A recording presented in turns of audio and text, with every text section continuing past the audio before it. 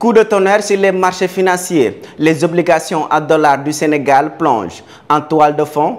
Une dette publique qui s'envole, des marchés inquiets et un programme du FMI suspendu. Le pays est-il au bord de la surchauffe financière? C'est l'alerte lancée par Bloomberg et Barclays cette semaine. Barclays PLC, l'un des géants de la finance mondiale, vient de publier un rapport explosif.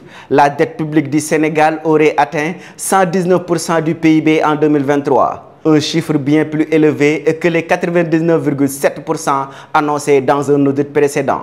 Selon Michael Kaff, économiste chez Barclays, je cite, « Ce nouveau chiffre présente de nouveaux risques pour la trajectoire de la dette et complique probablement les discussions en cours avec le FMI. » Les marchés n'ont pas tardé à réagir. Les obligations sénégalaises à échéance 2033 ont perdu près de 400, atteignant 64,69 par dollar.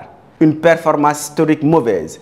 En 2024, ces titres affichent déjà une perte de 9,1%, pire encore que l'Ukraine en guerre. Le FMI, déjà méfiant après la découverte d'un trou budgétaire sous l'ancienne administration, a suspendu son aide de 1,8 milliard de dollars. Et avec cette dette en devises étrangères passée de 63 à 71%, le risque de change s'accroît fortement.